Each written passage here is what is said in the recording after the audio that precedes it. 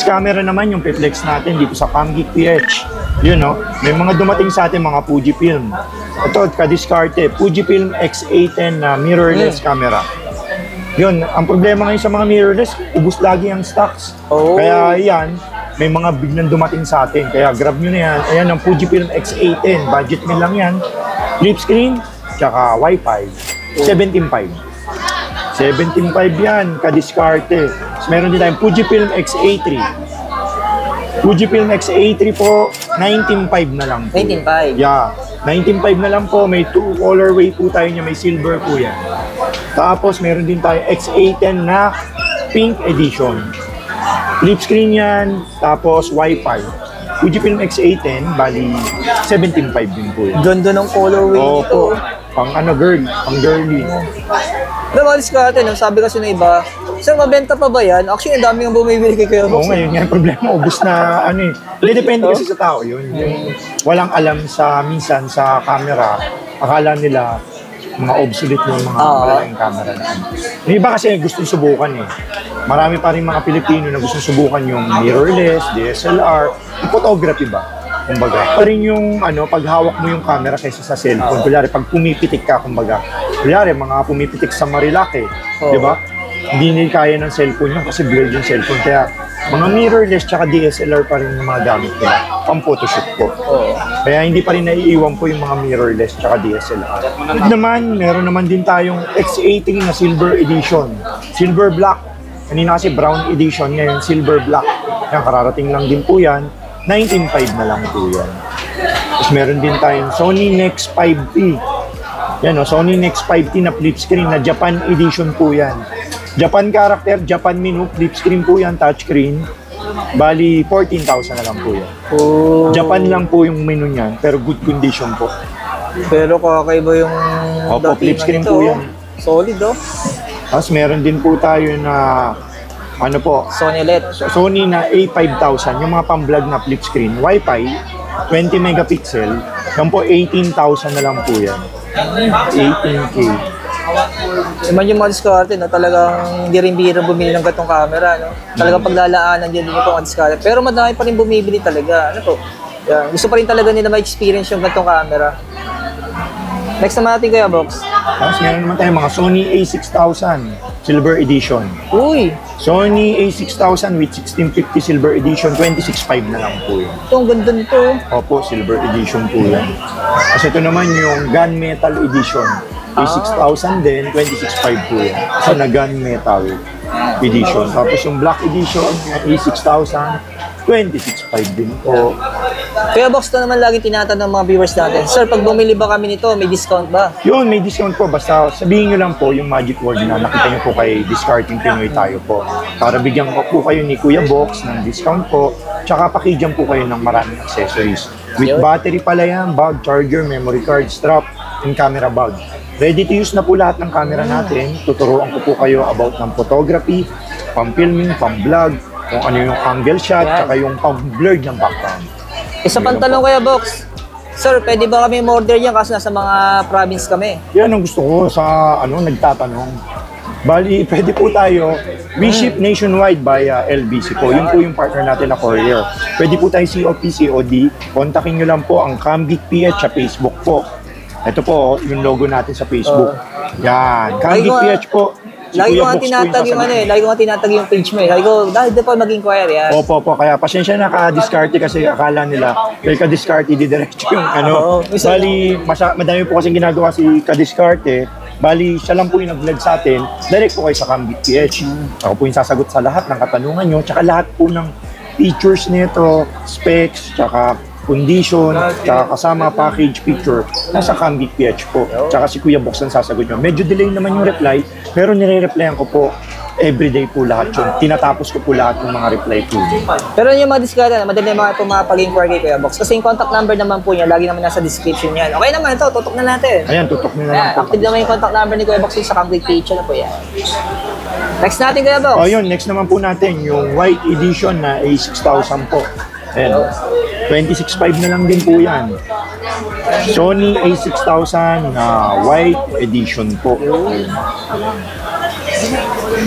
Tapos meron din tayo yung mga mahaba yung lente. Canon SX60HS. Ito ba yung nasuzoom kaya, Oo, Box? yun yung nasuzoom.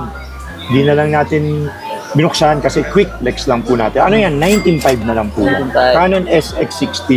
Ang kalaban naman niya, ito, Nikon B6 700. Wi-Fi yan, flip script, Bluetooth, tsaka yung lens niya hanggang 1000 mm. Mahaba din. Pampitik sa Marilac. Hindi siya napapalitan ng lens kasi maganda na po yung built-in na lens niya po. Sir, magkano kayo, Box? Yan po, 19.5 na lang din po. 19.5. Parehas na lang po nung isa para hindi sila hindi malito yung mga ka-discard natin. At meron naman tayo yung latest, yung Sony ZV-E10 na mirrorless camera. Bali, 4K video po yan, 24 megapixel flip screen, mic input po. Yan yung gamit ng mga vloggeries natin, mga tiktokeries. 36,000 po yan. Oh, finish ito. Opo, good as brand new po yan kasi latest po. 2 colorway po. Ito po yung black edition na po. White and black yung available. White and black lang po yung nilabas ni Sony ZV-E10. Wala na po ibang color na nilabas po. Tapos, meron din tayong Sony A6300 na 4K video ng Sony. Bali yan po, swivel LCD viewfinder, 4K HD, 37,000 po yan. Oh. Tapos meron din tayo A6400. Magkakapareha sila ng itsura, no? Pero magkakaiba po ng specs yan. Bali, lahat ng mga pinilex natin yon, pwede nyo pong i-google, i-YouTube kung ano po yung mga comparison. Tsaka i-screenshot nyo po dito kay Kadiscarte yung mga na-feature natin para pagpunta nyo po dito sa shop. Bali, alam nyo na yung bibilin nyo. Kasi medyo maguguluhan po kayo dito kasi marami tayong kamerang pagpipilian. Para pagpunta nyo dito, madalian na lang po kayo nung pumili kasi na-review nyo na po sa YouTube. Tsaka, yun na lang po yung lalabas ko. Kunyari, 5 lang na camera yung lalabas kong pagpipilian para hindi kayo malito. Yun po yung tips natin. So, everyday po kasi nalilito po mga buyers.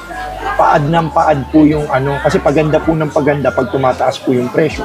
Yun nga lang, syempre, tumataas po yung presyo na binibili nila sa akin.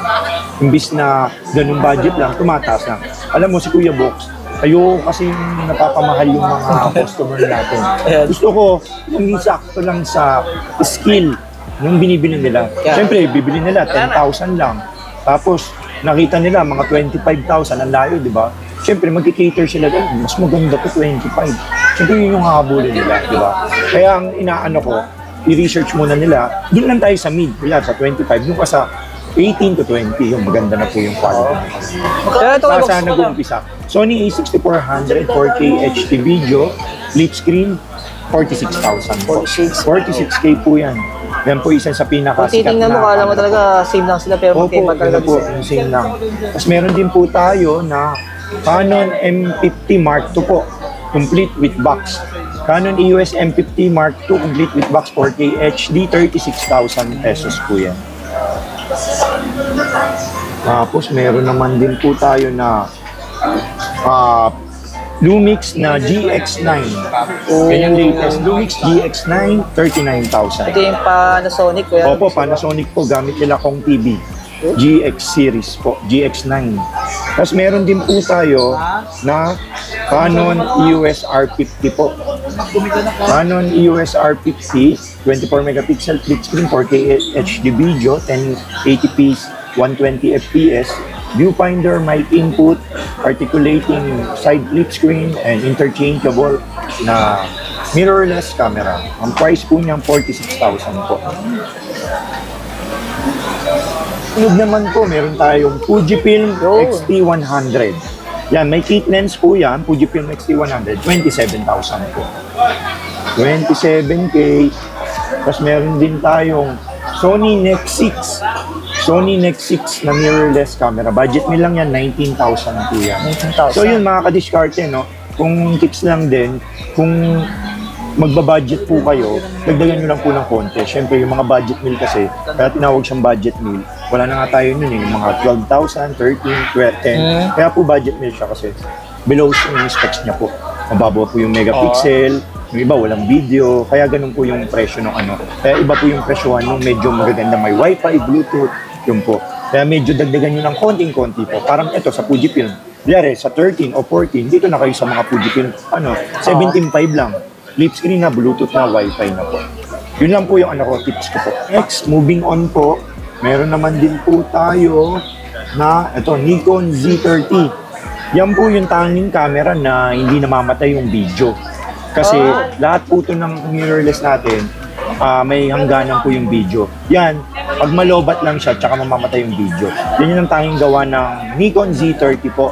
4K video, unlimited video recording.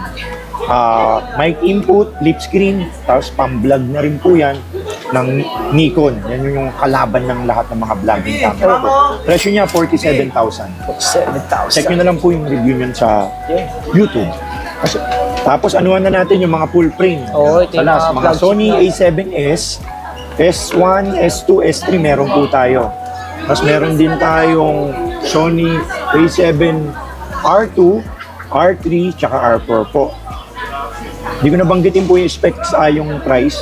Message nyo na lang po ako sa Facebook po nung presyo nila. Meron tayo A7 II, A7 III, tsaka A7 IV po. A7 III, A7 IV, tsaka meron din tayo A7 S4 po.